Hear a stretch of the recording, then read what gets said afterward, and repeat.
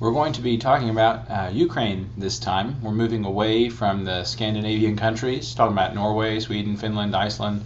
We didn't really talk about Denmark. Sometimes it's thrown in there, sometimes it's not. It's not really part of Scandinavia. And so we're going to be moving down back into Europe, to mainland Europe. We're going to be looking at Ukraine. So we're going to go over to the eastern part of Europe, where Ukraine will be butting right up against Russia. Ukraine, interestingly enough, is the largest country that is completely in Europe. Russia actually has more land mass in Europe than any other country, but Russia is not completely in Europe. Actually, most of Russia is in Asia. And so we tend to think of Russia as an Asian country. See it over here in green, beautiful Russia, over in Asia. And so Europe is going to kind of come like down through here.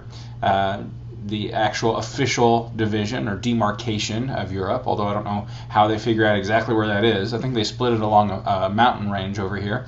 And so it's just man-made. People kind of decide arbitrarily where the division is there. There's not a real continental division like there is with something like, per se, Australia or North and South America. And so you have Ukraine here. You can kind of get a feel for how big it is. It's very wide when you look at it compared to the other European countries. Largest country completely inside of Europe. The second largest country completely contained in the European continent is France.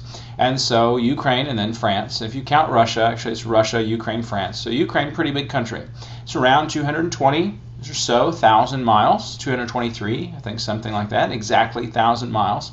Smaller than Texas. Texas is 268,000 miles, give or take a few.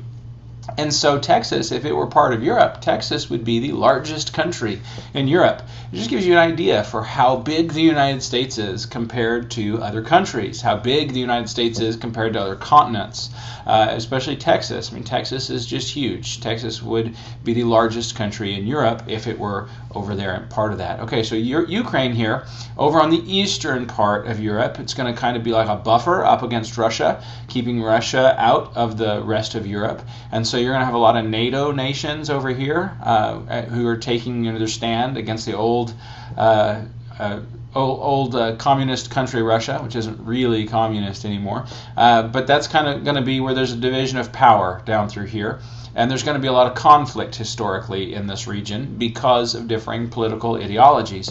In World War II, the Nazis and the Italians hated the communists. And so there's a big political divide that's going on through here. And when Germany invaded the Ukraine in the early 1940s, the Ukrainians received the German army with welcome arms because they didn't like the communists either.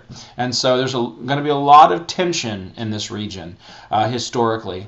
When you look actually at the way that Ukraine is laid out geographically, you have two big mountain ranges that affect the country. There's one over here, and then you're going to have another one right over here. It's going to create two halves to the country, basically. Kind of like little containers. You're going to have the river that comes down through here and splits the country in half. You can kind of look in this other map. It's neat to see how these geographical features that we've been studying all year long up to this point, we can see them actually in practice here affecting the people who live in a region.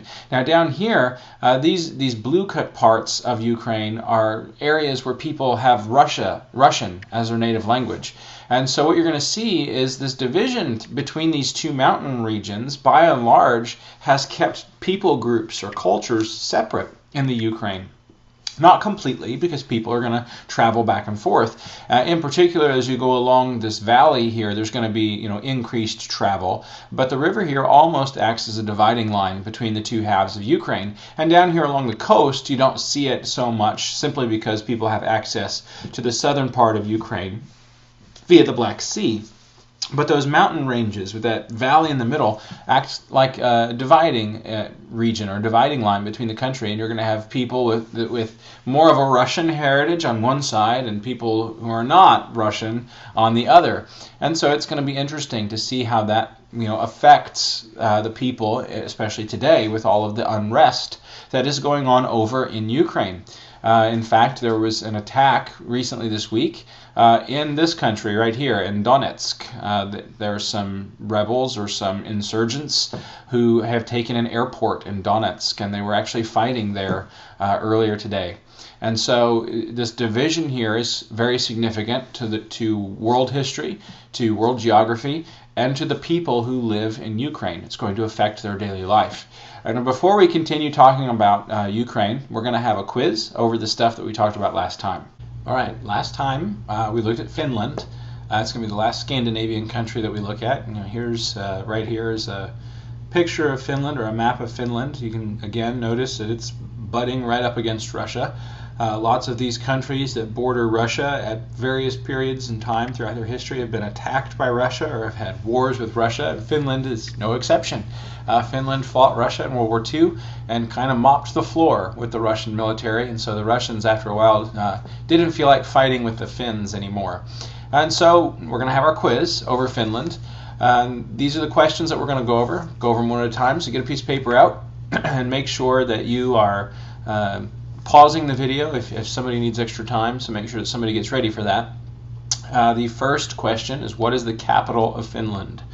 Do not go backwards and look at the map. What is the capital of Finland?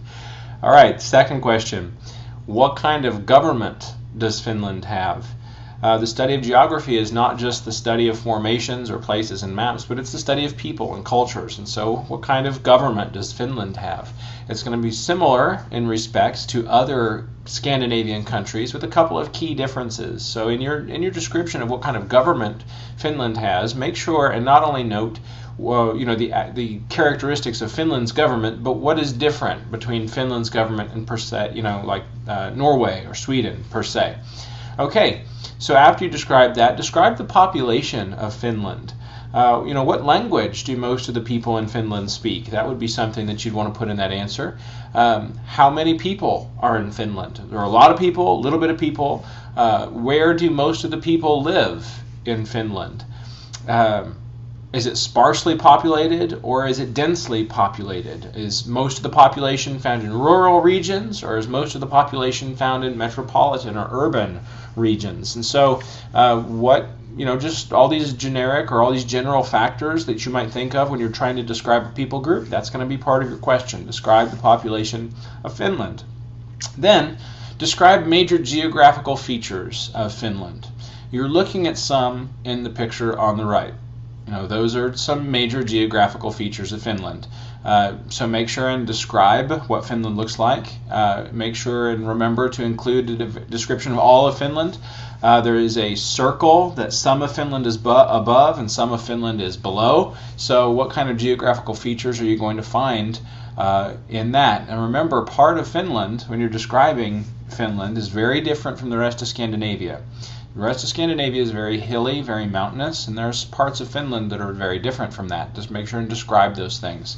Okay, what is the weather like in Finland, and why? How is it different from the other Scandinavian countries? Norway and Iceland and Sweden all have something that kind of helps make their climate more temperate, and Finland isn't really going to get the benefit of that so much. So make sure and describe the weather in Finland and why is it that way. And then question 6, describe the flag of Finland. You guys were supposed to make a new flag for Finland. Hopefully you all got around to doing that. Hopefully it's awesome and incredible and has bears on it. So describe the flag of Finland. What does it look like? And if you saw it, would you be able to recognize it? It's a very simple flag. It's a very straightforward flag. It's pretty, I guess, but it's very plain. And so go ahead and describe the flag of Finland, and that'll be your quiz. If you need more time, make sure and pause the video. If you want to draw a little picture for question number 6 and put colors on the picture, you can do that, but then you'd have to scan your quiz and send it to me. So the easiest thing to do is just describe the flag of Finland. And then we're going to pick up, after y'all are done, continuing our talk about Ukraine. All right, we're back to the Ukraine. What you see on the map before you are the administrative divisions in the nation of the Ukraine. Much like Finland, we talked about last time, or some of the other Scandinavian countries, excuse me, Ukraine has what is called a unitary government. in which the federal, what we call like our federal government, but really the central government is in charge of everything. There are no states inside of Ukraine like we have in our country. In our country, we have sovereign states like the state of Texas, and those states are linked together through a central federal government. And so really what we have is a country that is made of 50 nations, 50 smaller nations, linked together by a federal government. So the states are related to one another through that federal government. Well, in the Ukraine, there are no states, and so there's not a federal government. There's just the government. And the government in Ukraine, the central government, governs everything. Everything ultimately comes back and answers to them. Like in the state of Texas, the governor of Texas is the highest authority. He is the law in the state of Texas. Well, in Ukraine, they don't have like different regions that have, somebody in these different regions that has ultimate authority. It goes back to the central government. Their unitary government is going to be semi-presidential, is the way that it would be described, and that they have both a president and a prime minister. It's kind of like Russia's government, where you have a president and a prime minister, and they're separate. And the prime minister is in charge of the legislation and the legislative branch. The president is in charge of the executive branch. In our country, we have a Speaker of the House, and we have the Senate Majority Leader, and all those different positions. But there is no really one single person who is over all of the Congress, part of our legislative branch. You might be able to make a case that the Vice President is, but not really. Over here, in the semi-presidential, you have somebody who is in charge of the legislature and somebody else who is in charge of the executive branch. And when those two people get along, usually when they're from the same party, the government can get things done. When they're from different parties, which does happen sometimes, it's called cohabitation, where you have, in our country, like if the Democrats had the prime minister's seat and the Republicans had the president, they would be disagreeing with one another about a great many things, and there's probably not too much that would happen. In our country, it's kind of like when one group controls the House and the other group controls the Senate, there's not too much that's going to happen there. And so that can happen from time to time, but overall, it's not a bad system of government. It's just a little bit different from ours. And so it's semi-presidential, unitary government, where you have a centralized government that does everything, so the police or the state police, and then you have the prime minister and the president over this unitary government. They have, in Ukraine, the largest army in Europe, the largest standing army in Europe. And so there's a lot of soldiers in Ukraine. It's interesting that there's some conflict going on right now, and so those soldiers are being deployed and used mostly as peacekeepers, put down revolts and open, hot contests or hot protests where people are actually shooting bullets at one another. But the state police and the military are going to be closely related, and so that's all controlled by their centralized government over in Ukraine. When we look and we think about how this is, how Ukraine will have been affected by its location, throughout history, it's going to kind of morph and change throughout time. At one point in time, Ukraine was the most powerful nation in all of Europe. Back, you go to medieval times, like 13th to 16th century, Ukraine is big, big, big. And it'll eventually, be split apart and divided up into smaller regions. And then in World War I, towards the end of World War I, there will be several different revolutions, and eventually Ukraine, or at least the eastern half of Ukraine, will be absorbed into the Soviet Union. And then in 1939, through the Molotov-Ribbentrop Pact, which is an agreement between Germany and Russia, eastern or western Ukraine gets added into Russia. And so by 1939, Ukraine really isn't a country anymore. It's going to be a region, be considered a region within the USSR. There'll actually be a Ukrainian Soviet Socialist Republic, the USSR, but really the Ukrainian Soviet Socialist Republic. That's its group, its governing body, while it's part of the USSR, which we tend to lump together as all one big giant nation. But it kind of was like our federal government in that you have all these little Soviets, these little governments that are controlled by the central government. And so that was kind of a federal government in that sense. But the Ukraine was part of that, and so it was the Ukraine Soviet Socialist Republic. And then later, after in the 90s, in 1990, I think, or 91, is when it declares its independence, when the Soviet Union kind of splits apart. Then it will become the Ukraine that we know and love today. It gains its independence from the Soviet Union and becomes Ukraine. And so when we look at Ukraine, because it's kind of in this crossroads here, there's going to be a lot of people throughout history who are moving through it, and so there's going to be a lot of different ethnic groups that you might be able to find, or cultural groups that you might be able to find. But most people would identify themselves, at least today, as Ukrainian. Like 77, 80%, 75, 80% would declare that they are Ukrainian. The vast majority of the people who don't think they're Ukrainian think they're Russian. And that's kind of why we have the situation over there that we've got today, where you have those who believe that they are Russian want to split away and go back to Russia, kind of like it used to be part of the Soviet, the USSR. They want to go back to that. And so that's kind of the reason why there's conflict over there today, because of these different beliefs and their origins. And so what we're going to look at now is, we got this map up, we're going to talk some more about the politics. In 1991, August of 1991, they declare their independence from the USSR, and they would adopt a constitution on 1996, or in 1996. It took like 5 years to get their constitution written. And so what's going to happen is they're going to institute a parliamentary system. People are going to begin to get to vote. Before the Soviet Union took over, the Ukraine was actually not liberal isn't the right word, maybe more progressive as far as rights are concerned, and the way that they used their government funds to help people. Before Stalin kind of took control of the Soviet Union, the Ukraine believed that people had a right to work and a right to housing, and it was actually a pretty nice place to live because you were guaranteed work, you were guaranteed housing, and so they kind of had cut down on some of the major social ills that will plague nations throughout time. It may not be the right, we may disagree with the way they handle it, but for a while it was working. Women were given much more freedom than in most countries throughout the world in the Ukraine, but again, that would change when the USSR comes and takes over the Ukraine. So at one point, it's very socially progressive. And so now, when we come back, fast forward up to modern times, even 10, 15 years ago, there's a lot of questions over the country's constitution and the way that things are working. There's going to be some political intrigue. There's going to be what is called the Orange Revolution, earlier, just a few years ago. And so you're going to have issues with some corruption, and it's going to ultimately lead to the situation today where you have these two different groups, cultural groups, who are vying for power and trying to split the country apart. We've kind of already talked about how the country is set up, its government is set up, where it has a unicameral parliament, which means there's one seat, right? We have the House and we have the Senate. They just have one, and it's got a name that I really can't pronounce. It's like the Verkhovna Rada is the parliament, the name for the parliament in Ukraine. And then they'll have, that's the legislative branch, they make the laws, and then you'll have the judiciary branch, and then you'll have the president.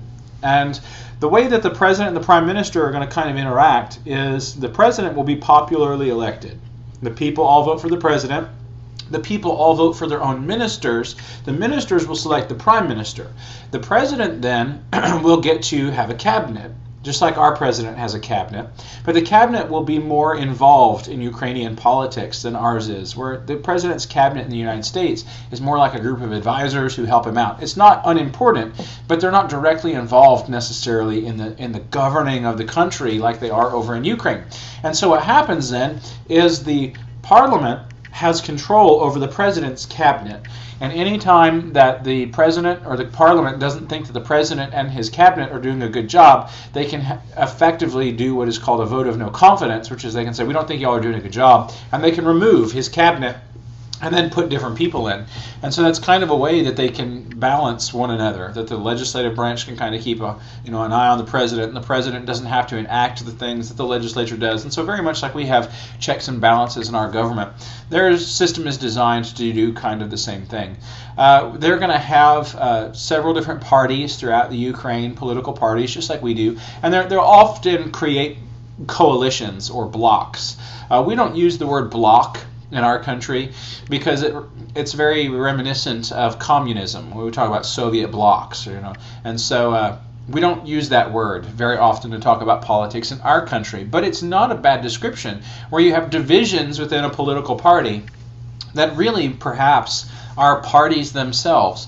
Like with the Republican Party, for example, you have kind of conservative, middle-of-the-road Republicans, and then you have some more liberal Republicans that the conservative group will call the rhinos, the Republican in name only, if you've ever heard any of that. And so you have kind of the middle Republicans, you have the more progressive, more liberal Republicans, which is really kind of its own group, and the central group is kind of its own group, and then you have the most conservative of the Republicans, where maybe like the Tea Party would fit into that more conservative part. And so there within the Republican Party, there's at least maybe 3 distinct groups that we can see. Well, those might be different political parties, or those 3 parties might make up the Republican bloc. They tend to all vote for one candidate, even though the more conservative, like a Tea Party member, may not really agree with the ideas that the Republican candidate for president has. And the more progressive or more liberal Republicans may not think that they're doing enough. And so you have some Republicans who feel like they're doing too much, some feel like they're not doing enough, but they're all going to vote for that guy because he's the Republican candidate. That's a bloc. That's a block vote. And so that's kind of what you're going to have over in Ukraine. They're going to have a bunch of different parties that usually wind up into coalitions or blocks that will kind of help make sure that things happen. And so as we begin talking about Ukraine, that's kind of how things are going to work over there. There's 27 regions, 27 administrative divisions that you can see on the map here. You do not have to memorize them. I do not expect you to learn Ukrainian or Russian. And this isn't even the right letters for Ukrainian. The Ukraine has a Cyrillic alphabet, which is the Russian alphabet. When you think of Russian and all the letters that the Russian alphabet has, that's what Ukrainian uses. They use the Cyrillic alphabet. And so when you're looking at Ukrainian and you're looking at Russian, most Americans, most U.S. citizens, or most people in the United States, let's just say it that way, would not be able to tell the difference between Ukrainian and Russian, because it all looks the same. It'd be like somebody who spoke Hebrew, looking at words in Spanish and words in English. They pretty much use the same alphabet. It'd be difficult to tell the difference between the two. And so that's kind of what it's going to be like with Ukrainian and Russian. It's hard to tell the difference. Okay, in 2014, the problems begin over in the Ukraine. And it's going to be with these different districts, by and large, these different districts over here in this region, the eastern side of Ukraine, are going to want to split away. In particular, Crimea, depending on where you're from, you're going to say that a little bit differently. You say Crimea. Down here in Crimea, they're going to want to become part of Russia. In fact, this down here is the region that the Russian troops came in and occupied. And so, by and large, this is now Russia. In all practicality, realistically, it's Russian now. It's going to be part of Russia. Whether or not that's going to actually stay that way, who knows? But that's kind of the way it is right now. And so this is all going to be in flux in the near future. It may all go back to being part of Ukraine. It may change, and so there's not really a good reason to try and memorize all this stuff right now, because in a few weeks it might be different. That tends to happen over in this region. Every once in a while there's some upheaval, and there's going to be redrawing of maps, going to be changing and different things, which is why it's not always a good idea to go through and memorize all this information. What I do want you to know off of this map, there's a couple key things, and this should be available for you to download, just like some of the other maps that we've looked at, like this one and this one. I'd like for you to be able to pick Ukraine out, and this one just to get an idea of what's going on, what Ukraine looks like. This is topographical. It doesn't mean that this is desert when you see these brown, just kind of to note that. As a matter of fact, while we're talking about that for just a second, Ukraine is actually home to some of the richest and most fertile farmland in all of Europe. Ukraine produces, it's long been known as the world's breadbasket. It produces copious amounts of wheat, and that's one of its primary exports is food, grains, and different things like that. So Ukraine is a very fertile place. It's highly sought after for its fertile ground, and so this is not mountains. This is just topographical. The darker you get up into the white is elevation, and the green is down closer to sea level. So that's all that's going on there. So back to this map. I would like for you to know where Crimea is down here. I want you to know that, because that's one of the big areas of contest right now. I'd like for you to be able to find Kiev, the capital. If I asked you what the capital is of Ukraine, I'd like for you to find it and be able to kind of, roughly where it is. It's just in the middle, upper half. And then Chernobyl. Chernobyl is another place that you should know in Ukraine, mostly because of what happened there. In April 26th, 1986, Chernobyl, a nuclear power facility, had a meltdown. They were running some tests, and the tests kind of got out of control, and human error caused a meltdown in their nuclear power facility. At first, people didn't understand or didn't recognize how terrible or catastrophic it was going to be. And within a day or two, they realized that something terrible had happened and it was time to get everybody away. And they had actually built, over in Ukraine, they had built a city around this power plant where the people who worked there and the scientists who were working there were going to have like their own town to live in, where everything was going to be provided for them. It was a great idea. It was a great place to live. They were installing all kinds of cool things for families to come, and everybody was happy to be here, and then it melts down. Well, this is what the town looks like now. This was a bumper car pad that they were building for the children there, and the sad thing is that these bumper cars were never ridden. This park, which also there's a world famous Ferris wheel that's here, and that has never been ridden. Nobody ever rode it. Nobody ever played in these bumper cars. They were set to open on May 1st, this little carnival region. The accident happened on April 26th. And so, just a few days before they're going to have this huge party for all these families, the accident happens. Catastrophic for the area. People will be affected even yet today. There are higher rates of cancer, higher rates of childhood cancer, higher rates of birth defects and deformities, and all kinds of things that are caused by the radiation from this leak. It's not been cleaned up completely. They're not sure exactly how extensive it's been. People still don't go into the region. The region surrounding Chernobyl, by and large, has turned into a ghost town. I think the last time I looked, the population of that region was 500. And, it goes from, the town that they built for the power plant had something like 50 to 60,000 people, and more people were moving there, and now there's less than 500. I mean, really, it just kind of devastated the region. Radiation levels across Europe increased. Radiation levels across Ukraine in particular, Russia, Belarus, increased exponentially because of this meltdown. And so we're not sure exactly what the entirety of the long-reaching effects will be of that. And that's something to consider and to think about when we're looking at the region of the Ukraine. All right, now we're going to talk about the geography a little bit. We've talked about it some, but we're going to kind of look at it a little bit more in depth.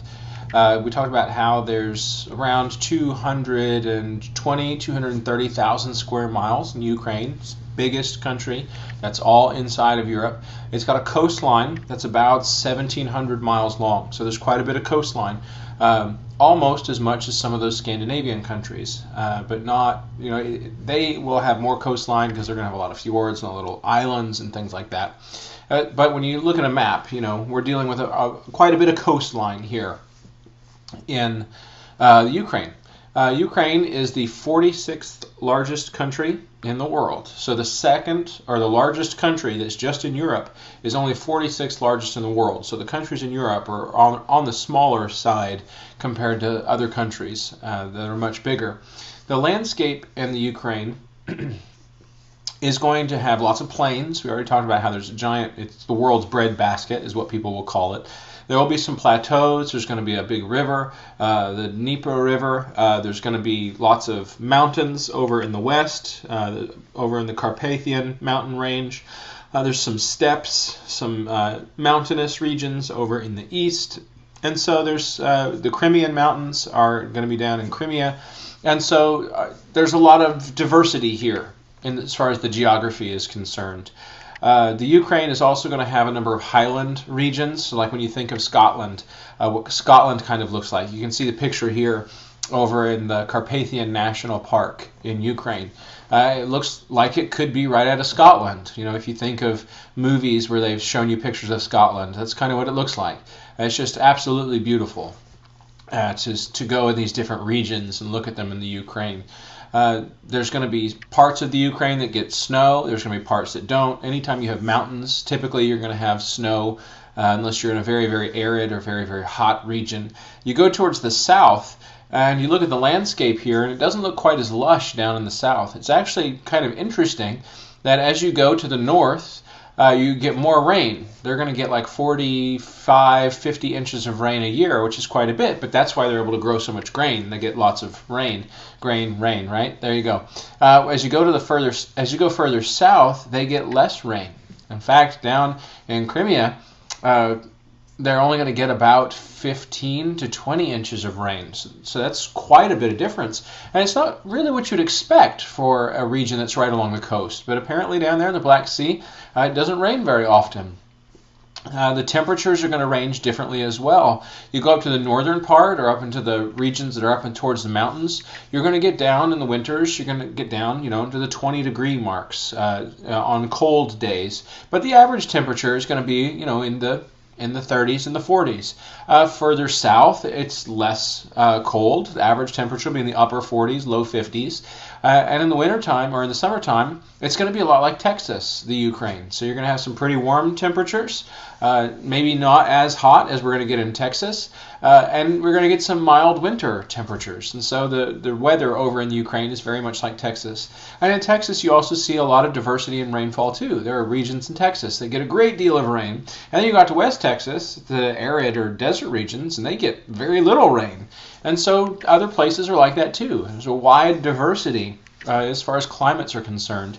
And typically, where you have lots of diversity in climate, you're going to have lots of diversity in animals, especially when you have, you have steppes, you have mountains, you have river valleys, you have plains, you have highlands. There's all kinds of different areas. You're going to find lots of different animals. And so amongst the animals that are native to Ukraine, there's going to be ground squirrels. We might think of them as like prairie dogs or things like that. Ground squirrels will be in the Ukraine. There's going to be storks. There's going to be different types of herons or different types of birds like that over in the Ukraine. The most popular fish or the most common fish over in Ukraine are going to be like catfish and carp and bream. And so there's a lot of different types of fish over there. You're also going to see a lot of rodents, like different types of rodents, like the ground squirrel and hamsters. Hamsters are native to Ukraine, and they're all over the place. And so we over here, we pay for hamsters, and over in the Ukraine, you can just go out and catch one. And we have a native Ukrainian hamster who might speak Russian or Ukrainian.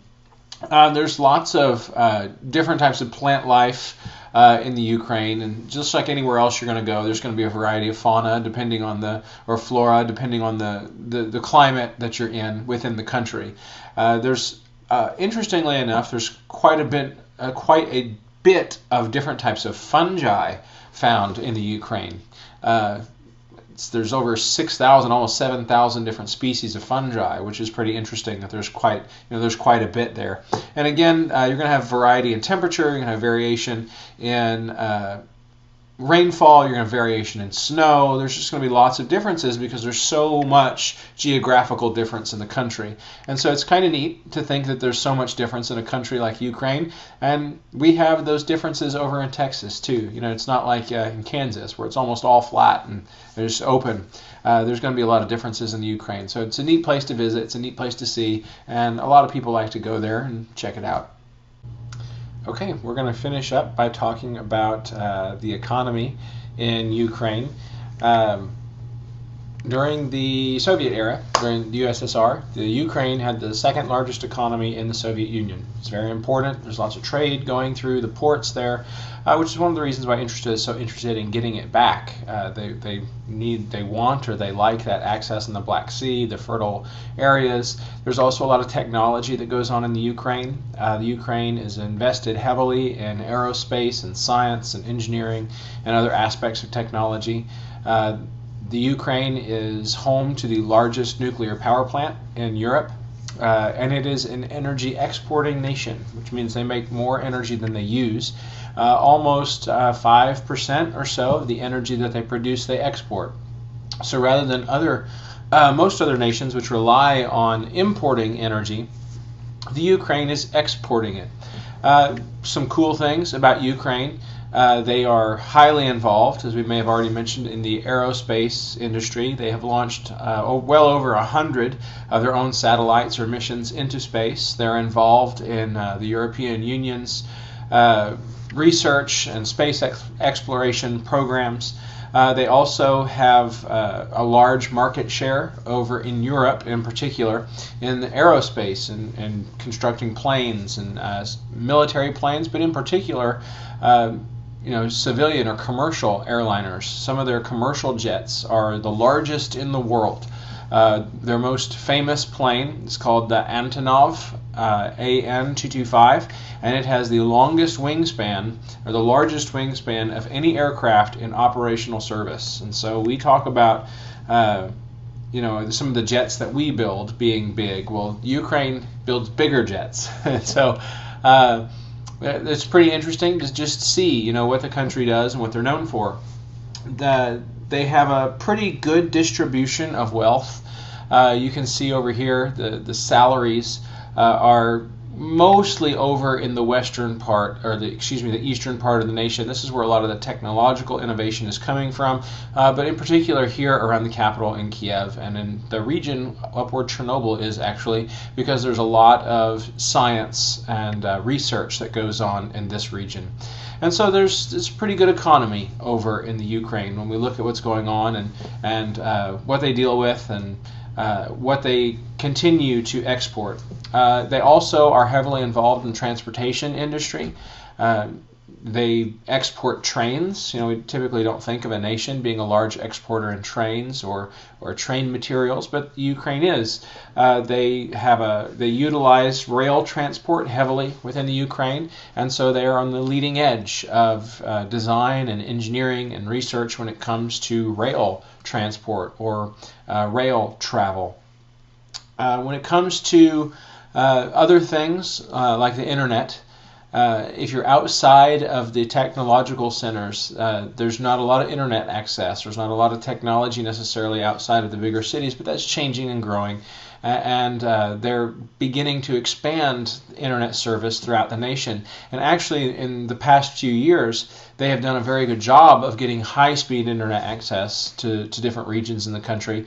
And they are in the top 10, I believe, in the world as far as internet speed. For people who have access to the internet, they're in the top 10 countries in the world. And so sometimes out in the rural areas where we tend to live in Texas, it's very difficult to get internet speed or good internet connection. Well, in Ukraine, they're struggling to make that work. Another interesting thing about Ukraine is, just like many of the other countries over in Europe, they're having a population decline, which means they're having more deaths per 1,000 people. It's typically the way they do it. How many births per 1,000, how many deaths per 1,000. They have more deaths per 1,000 people than they do births. So the government has started to implement programs to encourage people to have children. They're beginning to give everybody child support who has children, whether you need it or not, because they don't want the children to, costs to become a reason why people aren't having children. And so for each additional child that you have, you get extra child support. For example, and these aren't the right numbers, but for example, the first child you have, the government gives you $15,000. And then each month, they're going to give you $200 to help buy things for the kid. The next child you have, they give you $30,000 Plus, now you're going to get $400 a month to help buy things. Your third kid, you get like $50,000 plus $200 a month per each kid. And so the more children people have, the more money they get, and they get in this bulk payment as soon as they have the child. And so they're really trying to encourage population growth in the Ukraine. In many of the more advanced countries in the world, this is becoming a problem where people are waiting longer and longer to have children, or they're deciding not to have children. And so we're beginning to see generally in many of the leading countries, as far as economies and technology is concerned, what we might call first world countries, the birth rates are in heavy decline. And so Ukraine is trying to keep that from becoming an issue by offering these incentives. And so it's pretty interesting to see how different things can be. The Seven Wonders of the World and the Seven Wonders of Ukraine are the selection of some of the most the Seven Wonders of Ukraine are some of the most important features in Ukraine. Talking about their economy, they have a lot of tourism that comes to the region because it is a very beautiful place over in Eastern Europe, and for a long time it was a fairly peaceful place. For several years it was fairly peaceful and safe to go over there. And now with the turmoil and the conflict that's over there right now, they're probably having a serious decrease in their economy due to lack of tourism to see some of the wonderful churches that have been built there. The state religion, the official religion, is Eastern Orthodox. And so there's lots of old church buildings there that are just beautiful and gorgeous to see. There are lots of castles or old fortresses there because there has been such a history of conflict throughout the region that, that people like to go, visit and see. So it's a rich cultural, historical country with many, many different types of climates, so that anybody who wanted to go to the Ukraine would find something or someplace that they enjoyed, that they wanted to go see. But again, because of the conflict that's over there, almost divided again along the Dnieper River here, it is decreasing. The tourism is not going to be, bringing in its portion of their economy as long as that conflict is taking place. And so that'll be Ukraine in a nutshell. Remember, on the map, really the only thing that I'm concerned about you knowing is being able to find Kiev and being able to locate Chernobyl, and knowing kind of how the country is divided, and in particular where the conflict is going on over here in the eastern part of the country. And it'd be good if you could explain why. Why is this conflict going on? And so that's going to sum up Ukraine, and we'll continue on with Europe.